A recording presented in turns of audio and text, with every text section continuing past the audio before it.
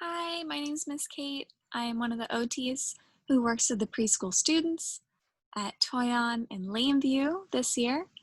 Um, I don't know if you saw the videos that I made in the spring.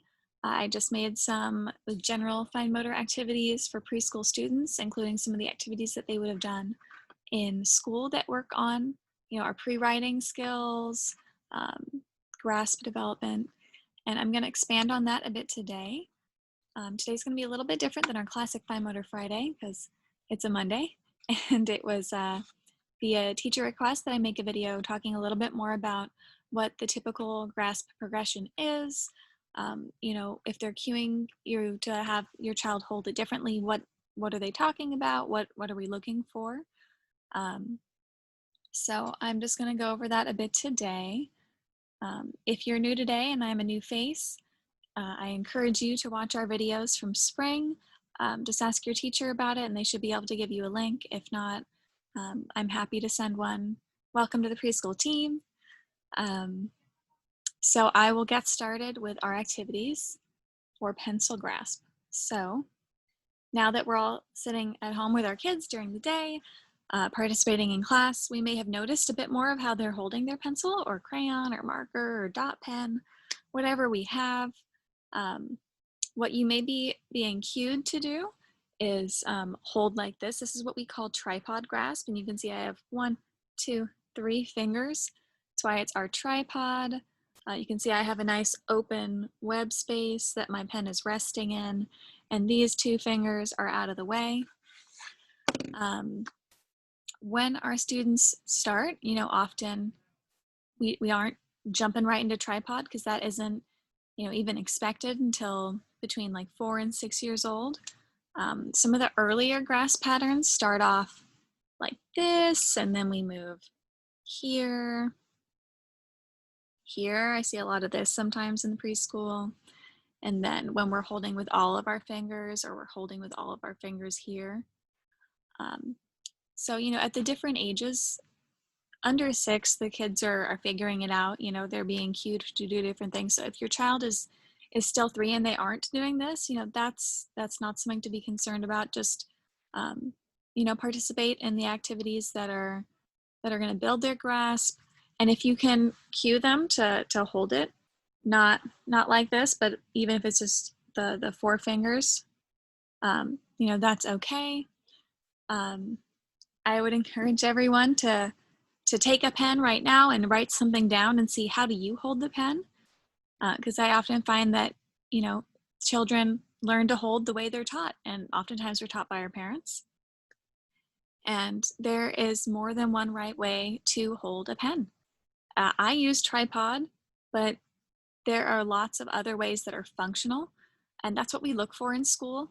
Functional being, is it something that is going to impact their legibility, or is it going to cause excess fatigue to the point where it impairs their ability to participate in written activities? And that depends on everyone. I have a friend who has beautiful, beautiful handwriting, but she writes with the fisted grasp. That's not something that I would encourage, but she's functional. She was able to take notes and get through university with that grasp pattern, so that was functional for her. Ideally, I'd prefer that students hold a little further down with their fingertips because you have more ability to make small movements and not use your whole arm. But we adapt to what we learn how to do.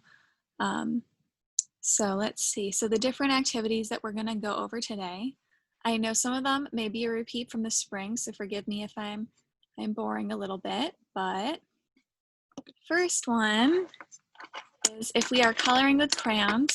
Personally, I prefer crayons over markers because I think that they're more work.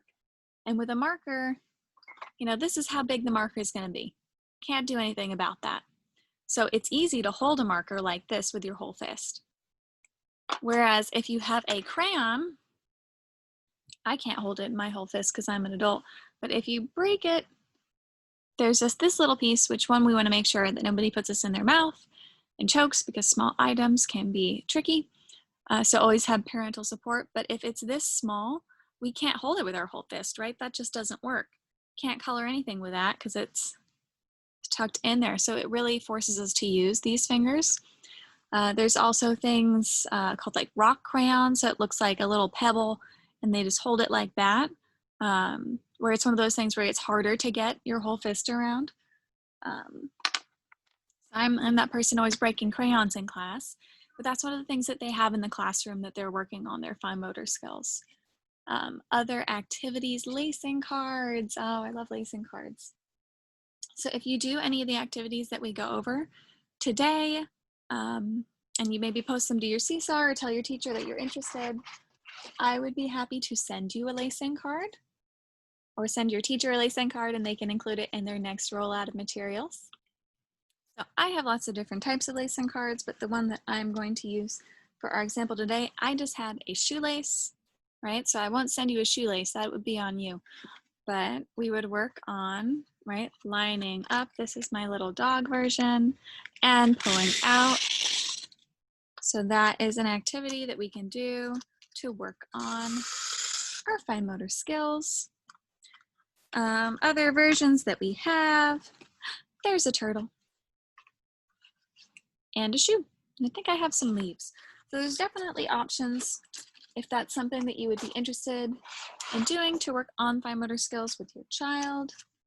And lacing is something that, you know, I've seen in the classrooms before. So that's one of the things that they have done and may be familiar to some of our students who are in their second or third year of preschool. Other activities, I think I showed a lot to do with the, like the tongs and tweezers during the spring, but I'll try to mix it up a little bit today. Okay, so one of the other activities that we can do to work on grasp and fine motor skills is playing with Legos. So there are age-appropriate Legos for our preschool students. I think they're called Duplo. See, I don't have any of those, but I do have the Unifix cubes. So, and ways that we can make this educational is we can sort by color and we can work on our counting. So it's 1, 2, 3, 4 yellow, and then we'd work on putting them together. 1, 2, 3, 4. Okay, and so on and so forth. We could work on our sorting and our counting. And this is, ooh, that goes over there. There's something that we could do with the Duplo Lego. And you know, if you have Unifix cubes, and again, we can be right there because this is a smallish object that could be a safety hazard if we aren't right there with our people. That's something that we can do to build those skills. I don't know if you have Connect 4 at home, the game where you're putting like little coins in the slot, just like putting coins in a piggy bank. If we are right there with our students, and that is something that we can do, obviously that's not something we want them to do by themselves just because it can be a safety hazard if somebody puts something in their mouth that is not food. Something else that we can do, and something that the kids find to be really fun, and I find to be really fun, is using bubble wrap and using, remember, these 2 fingers to pop. It's again a task that we want to do with an adult around. Oh, I got it. And make sure that we're not, you know, just squeezing, and that we're using the fingers that we want to use, which is just fun. Wind up toys. I don't have any here with me, but you know, the twist toys, and it like starts to walk, that kind of thing. That's a fun activity. Let's see, broken crayons, rock crayons we talked about already, lacing. Okay, we're gonna do our last activity, which should be fun. Before we jump into the really fun part, I'm just gonna remind us from the spring when we used these clothes pegs, and I wrote numbers on mine, and I have these cards, but you could draw this on cardboard, on anything. The number and then the shape, you can just do circles or squares. So we count 1, 2, 3, 4, 5, and clip it on the right number. So this is another activity where we're building our strength for fine motor skills. And now the fun activity. So This one requires a plastic bag, and I just got some hair gel from the dollar store. And I use a lot of visually fun iPad apps for tracing, but this is a great low-tech way to do the same thing. Let's see if I can do it without making a mess. So I am just going to put all of the gel in my bag, and this is something that your child can help with, right? They can help squeeze the bottle and fill up the bag with hair gel. And then, okay, I'm gonna finish doing that. We'll movie magic come right back. Okay, so I have my bag of hair gel. And you can add some other things, but I don't have glitter on me today. All of my glitter's at school, so I am just gonna pick some food coloring. Let's see, for colors today, I think I'm gonna do blue. Let's see if I can put this on show a little bit more.